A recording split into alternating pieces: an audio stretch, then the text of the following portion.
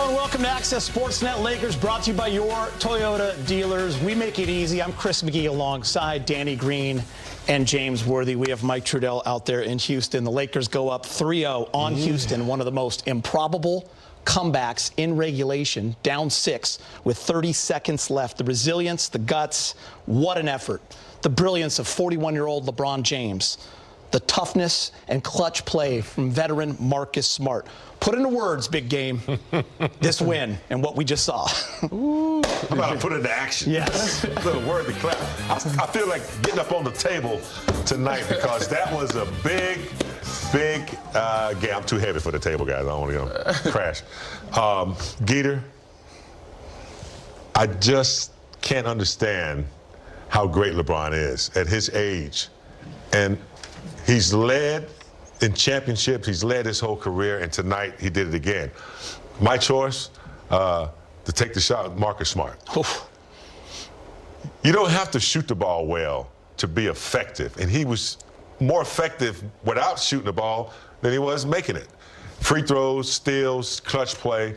Rui recognizing that he's got to step up a little bit. Yeah, it was a tough game in Houston. You know they were going to fight like dogs, and they did. But I thought the patience and the coolness under pressure down the stretch, it was some crazy plays. Referees wasn't making calls, some lazy passes, I thought, maybe from fatigue, but overall they got it done. Gutsy win. Listen, I'm going to say something real quick to you. Yeah. You and I were not happy no. in that final minute of regulation. You see all this, everybody? It was messy. This was what I was writing with 30 seconds left. Like he said, there was some We thought passes. It was a golden opportunity maybe slipped away. Man, they had the lead the whole game. Yes. And they let it slip away in that fourth quarter. They gave them life. Got to give credit to Houston. They fought. When they were down a man, KD being out, Alperen Sengun, Jabari Smith had a heck of a game. They stepped up. Reed Shepherd, they made shots time and time again. But toward the end, it even got messy on both sides. They gave an opportunity. And Bron had a switch with Alperen Sengun at the top of the key. He attacked him, felt like he got tripped, didn't get this foul, tried to turn it over, and that possession didn't get back. Sengun got a layup. Somehow Marcus Smart fought, made gutsy plays, offensive rebounds, but got a steal, 2 get 3 free throws, keep them in the game. Bron redeems himself, hits another 3, they tie it up. Behind them, steal from behind. Still a poke from behind, throw ahead pass is still kind of messy. Pump fake, reload 3. Ties the game up. Same possession happens in end of overtime. Bron gets a switch on Sengun, drives to the basket. This time, thought he might have got fouled, didn't get the call, but he runs back on defense, makes winning plays, gets rebounds, throws it in, dives on the floor, deflects it, steals it from Sengun, gets on the floor, tries to get a jump ball. They won 2 jump balls, but this was like a gutsy one. It went back and forth. Some of it kind of messy, but this was basketball. It's playoff basketball, and it's what we love to watch and what we love to see. And if you didn't see the game, Danny just gave you the great cliff notes right there. It absolutely broke it down. And with that, the Lakers lead the Rockets 3-0. Here's Marcus Smart, the hero of the game, with Mike Trudell. All right, Marcus, man, what an incredible comeback. Let's start in the fact where you force the OT, down 6 with about 29 seconds left. You almost never see something like that happen in the NBA. The first thing you did was get your hands on the ball somehow, get the steal. Can you take me through that before you get to the free throw line? Yeah, they were trying to get the ball to some in, and Jabari kind of picked his dribble up and was in a no-man zone. And, he threw a lofty pass that allowed me to get time to get back. I got it. And, I just wanted to make a play. I knew that they were going to, try to press up us on the 3, probably a little bit too overzealous with it, and I got the foul, made 3, and then Bron came down, did his thing, sent it to overtime for us. Lakers fans are getting to know you this year, but that's just part of your DNA. You don't think about the score and never giving up? Never giving up, because you never know. There's always more time in the game than you can realize, and you always got a chance. So then LeBron James ends up picking the pocket, Reed Shepherd. He gets the ball. You see that go in the air. What are you thinking? Oh, it's a bucket. I already knew. I had my hands up. You can see my hands already up. And he did what he does best, man. He makes big-time plays. That's why he's one of the greatest, if not the greatest, to do this. Then you do a lot more in the overtime. You're back to the free throw line. You're getting over 20 points. You have 5 steals for a second straight playoff game. What was the key in that OT to prevail? Just stay composed and go out there and, bring the fight. Throw the first punch. First 2 minutes of the game was going to determine it, and we came out hot.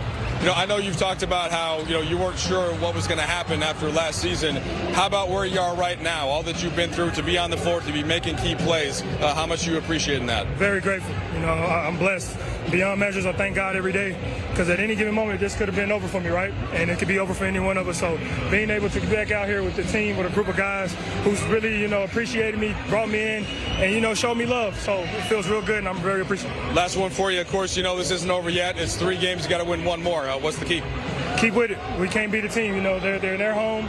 They just lost a nail biter, and we know they're going to come out punching and ready to claw and scratch, and we got to be the ones to do it first. Go get some rest. Thanks, man. Marcus Smart getting a hug from LeBron James, Magic Johnson, and now Marcus Smart.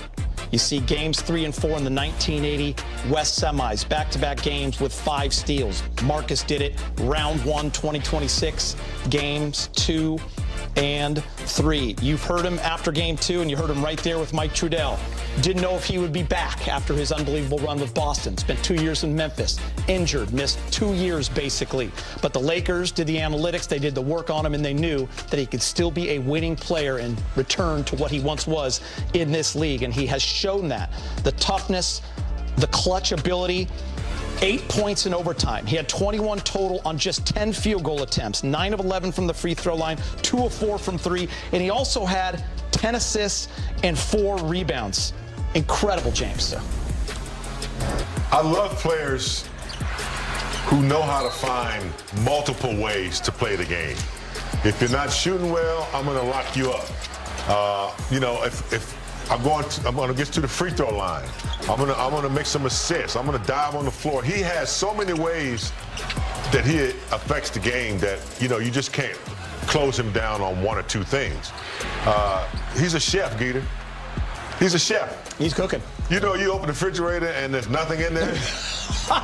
He can cook you a nice meal out of whatever you have in your refrigerator, man. He just gets it done. I love Marcus Smart. He's great. By the way, amazing analogy. Danny. Chef, man. With 30 seconds left in this game, the Lakers are down 6 points. They have the win probability on all those apps. 3% chance to win. Game was basically over. The Lakers were going back on defense and almost a surrender moment. Nobody told Marcus Smart. He gets the steal, draws the foul, hits 3 free throws that makes that play possible for the Lakers to tie the game on the LeBron 3. Yeah, I mean, again, like what Big Game was saying, just his impact. He can impact in so many different ways, and he doesn't give up. And I think that his fearlessness and his unawareness, some people might say, like he just is a wild card, but that is to an advantage for him. Like him having that kind of that mindset of F it, I'm not giving up, I'm not giving in, and I'm gonna make plays. He's not scared to try things. He's not scared to do things. So these possessions are what makes him great. And said a lot of these were in the stat sheet, but some of the things that don't show up in the stat sheet. Him finding guys, getting guys in the right position, offensive rebounds, free throws, obviously the 5 steals that you've seen, but 10 assists, he's a floor general. Nobody expected them to be able to have that with Luka and Austin going out. You're missing 2 really good ball handlers, and then you have Luke Kennard step up, and you have Marcus Smart step up. He had 10 assists tonight. He's finding Jackson Hayes. He's finding DeAndre Ayton. He's doing so many different things when it comes to leadership and impact, like Big Game said. And it doesn't have to be an offensive end of the floor. It could be defense and deflections and just setting guys up. I want to talk LeBron before we go to JJ, because no 41-year-old in the history of basketball has played 45 minutes in a game until tonight. He 45. Had 29 points on 10 of 22. He was 4 of 9 from 3. He had 13 rebounds, 6 assists, and 3 steals. And one of the biggest shots of the year, the double pump 3 in front of the Rockets bench to tie the game. Running out of ways to describe what LeBron James means to teams and what he's able to do on the basketball court, even in year 23. And I've run out of words to describe it, so I'm going to hand it to Danny. Yeah. I don't know what to say about it. It's just amazing players. Every word in the book. I don't have as many your teammate, vocabs that he has, skills in his tool shed, because some people have toolbox. He has a tool shed. So many, but he's just incredible.